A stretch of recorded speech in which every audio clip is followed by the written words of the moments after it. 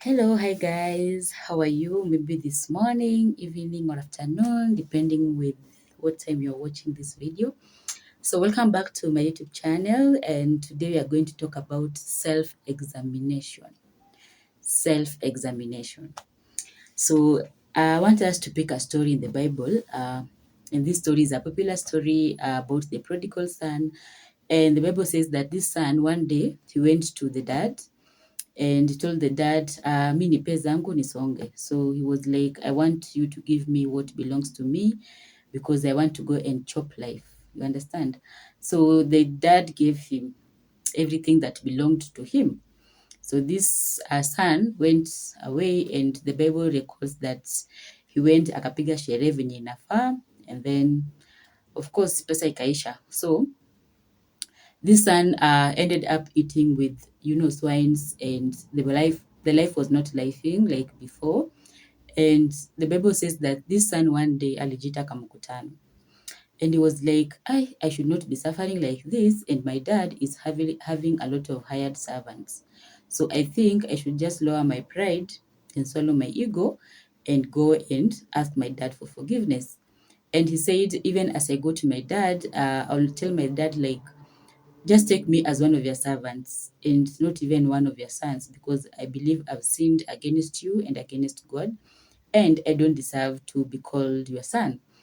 So, self examination is something that we need to do on a daily basis, like us, because there are times that you make some decisions and you are like, was that me making that decision? And the times that we do things and we later regret in life. So self-examination is something that will help us even to know how we relate with people. It will help us even to know what to do and what not to do. Because this prodigal son, he didn't even understand what he was doing, maybe. He thought, when I have my own, I will do life and.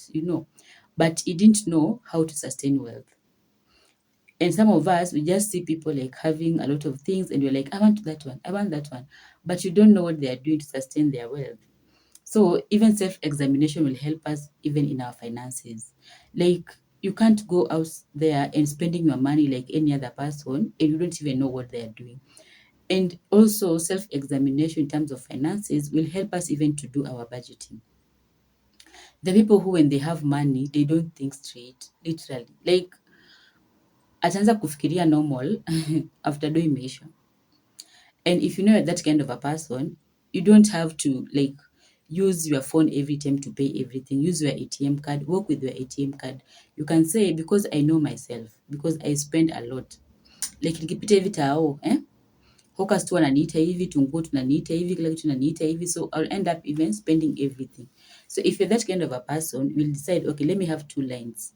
Moja ni achange home yenye nimeconnect na bank, and then nibebange ingine. You understand? Things like that. Self-examination is something that you will sit down and ask yourself, I should not be in this state. But now you see most of us, we're just there, waki Mungu. I'm not saying God doesn't help, but God will help. But remember, there's this story again in the Bible about this guy who stayed at the pool for 38 years. And I always ask myself, like, kwani huyu msee 38 years hakuwa na mtu wa kumsaidia at all? And mind you, others were being healed. When the angel will come, stay at the water, the first person to jump into the water will be healed. So an angel used to come. And this was now the 38th year. And even when Jesus came, this guy told Jesus, I don't have anyone. Jesus did not even ask him questions. He just said, do you want to be made whole? And if you know ourselves, we'll be like, yeah, I want to be made whole because that's what I need like right now. But because this guy was full of complaining, and that's what I believe. Because you can't tell me like there was no friend, there was no someone to help this guy for 38 years. And even others who are being healed, hata mmoja angesema, juu mimi nishapona, wacha nikaange hapa hivi mpaka siku yenye angel atakuja nisaidie msee apone. So if you learn yourself, you know, like, I'm antisocial and I need to work on my social capital. I did a video about social capital, what money cannot buy, but you can get it from people. So you can watch that video if you have, maybe you're not good in interacting with people and having that social capital. So this guy, maybe angekaa seme, by the way, I think the way I talk to people, it is not okay. I think I should change how I approach people. That is self-examination. I think I should like know what to do at what time. But some of us, we are always saying, hatuko hivyo. Familia yetu by the way hakuna mtu ako na bibi moja. You are justifying sin. By the way, familia yetu hakuna mtu akunywangi pombe. Sisi lazima tukunywe pombe. Na mimi mwanamke hizi niambia kitu. Mimi mwanaume hizi niambia kitu. Of course, hawatakuambia kitu as you have said. But what kind of life will you be living? So self-examination will help you even to know which battles you are fighting in life. Because we'll not be praying randomly like, God do this for me. God, no, just know, where am I coming from? What are our weaknesses? And if you know maybe where you are coming from, your weakness is like women, you avoid the environment where we'll be vulnerable to those kind of things. You cannot tell me that where you come from, you marry many women and you will not marry many women, but you end up clubbing every time and having women by your side. Because you are prone to that, because that's what happens in your family and that's what you believe. So I think like most of us, we are facilitating our weaknesses. We are proud of our weaknesses. We are proud of negative things in our lives. That we should be sitting down and asking ourselves, by the way, what can I do differently? And you can only ask yourself that question if you have examined yourself and you know this is where I'm coming from, this is my weaknesses, this is what I need, this is what I don't need at this time, so that you live life that is meaningful. You don't gamble with life. Leo uko huku, kesho uko huku. You don't even know what you want. Today you are doing this course, you have deferred, you are doing another course. Today you are doing this business. Someone has told you, no, my business is giving me millions. You don't even know what they are doing. Usharuka ile side ingine. Today you are doing this. After some few days you are done because you have not done self-examination. And this issue of tuko hivo, it's killing a lot of relationship, it's killing a lot of family, it's bringing issues even in the church, it's bringing issues at the workplace. Unajua mimi ni last born, mimi kwetu by the way, mimi mwanamke hizi nijibu hivyo. Unajua mimi kwetu mwanamke hizi. Now, if kwenu mwanamke hawezi and you are being employed in a company where a woman is the CEO, then you should not be employed there because you not listen to her. Because kwenu watu hawaambiwangi vitu na wanawake. If you believe like kwenu, maybe they are this tribe, like the people who, yes, sometimes we don't have what we are looking for. But I feel like sometimes God has given us what we are looking for, but we don't even know if this is what we are looking for. Let me repeat. Sometimes we don't have what we are looking for. But sometimes God has given us what we are looking for, but we don't know what we are looking for. Because at the end of the day, people live in regrets. People are like, aki, I wish ningekaa tu kwa hiyo job yangu. Aki, I wish ningetukana manager. Aki, I wish ningekuwa. Because people are losing. Actually, I was listening to someone and this person was saying he doesn't understand why people are saying there's no jobs. And for him, he has a lot of offers that he do regret. Like, he do say like, regret emails like, sorry, I don't want this, I don't want this. But he was saying that, not that there are no jobs, but the people that we have nowadays, they're not competent. Like you employ someone and they depend on you as if you're just working alone. And this guy was saying people are just jokers outside here. Somebody will report to work at 9 and they want to leave at 3. And when they come to work, they're busy on their phones. And when you fire them, they're like, oh, my village people. But they are village people, tunawekeleanga, hata wakwangi. It is your characters and you don't know yourself. Unataka ushinde TikTok kwa kazi ya wenyewe. Unataka upige simu every day sick off because ulikuwa dunda and you cannot make it. You want to go to someone's office showing up drunk. So even as we say there are no jobs, sometimes we just need to do our own due diligence, self-examination. What are my characters? How do I relate with people? What do I need in this life? Where will I want to see myself in the next 10 years? What can I do differently? I'm in this situation, like the prodigal son.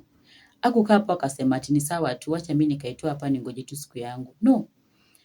It reached a point in life that this man decided to do self-examination. And that one helped him just to go back and humble himself. But most of us, we don't want to do that. What will people say? They say, wataniona mimi nikiwa sasa ati mimi ni mnyonge. Wataniona sasa mimi si mwanaume. At the end of the day, you'll be the one suffering by the way. and nobody cares. Let me tell people, life are easy, nobody cares. And if you're in Kenya, the taxes that you are paying are like they're enough for you.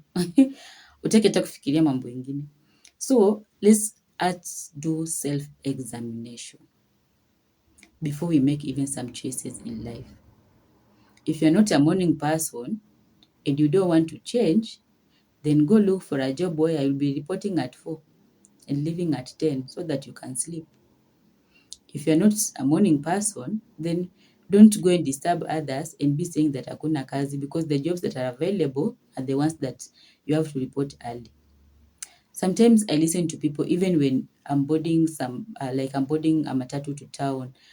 Unasikia mtu anapiga simu anasema, aki boss nisamee tu, aki nimechelewa. Unajua sasa boss, aki jinsi. I'm like, okay, so you're having a conversation with your boss. Niko hapa kwa jam, niko karibu kufika, nipatie 10 minutes. I'm like, okay, wait. So you're telling your boss akupe 10 minutes.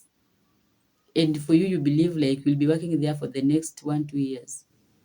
I mean, so the things that we do. So let's just examine ourselves and know, even when it comes to relationship, this will help you even to know what kind of a person can I date? What kind of a person can I not date? But we try a lot of trial and error career-wise, when it comes to relationship, when it comes even to knowing God, because we go to this church, we want to be prayed for, we need a miracle. Miracle is not happening, we are out, we go to this church, we are just window shopping.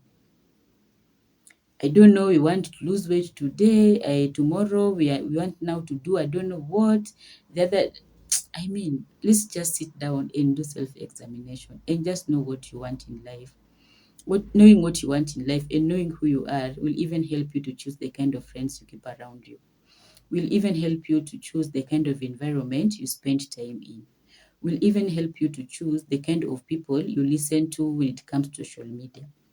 It will help you to know which path to take and where to seek advice. Because some of us, we go to seek advice places zenye unashindwa, we sasa huku ulikuwa unakuja manze usaidike ama like unaenda kuuliza mtu something that for them they are just negative about it. You go and ask someone who is bitter about marriage, they're like, marriage is a scam, don't try, those things. Mimi nilijaribu. So let's do self-examination, and I pray that we'll be like the prodigal son, because you can only learn when you have done a mistake, and you can learn when something has gone wrong. That is when you will know this is the right path. So you cannot learn when everything is going smooth and you're not doing mistakes. We learn from our mistakes, like the prodigal son. Kama hangejitoa aende apige sherehe, angejua by the way the value of staying in the father's compound. Angejua the value of what the dad used to offer to him. But now because alienda astray, that is when he realized, and he now compared and knew the difference. And now from that time, you'll appreciate what you have. So I pray that we'll be like the prodigal son. Tukubali matokeo, we humble ourselves, we lower our pride, we lower our ego, and we just learn and go back to ways that will be of good to us, to our family, and to our generation. So thank you so much for watching. May God bless you and see you.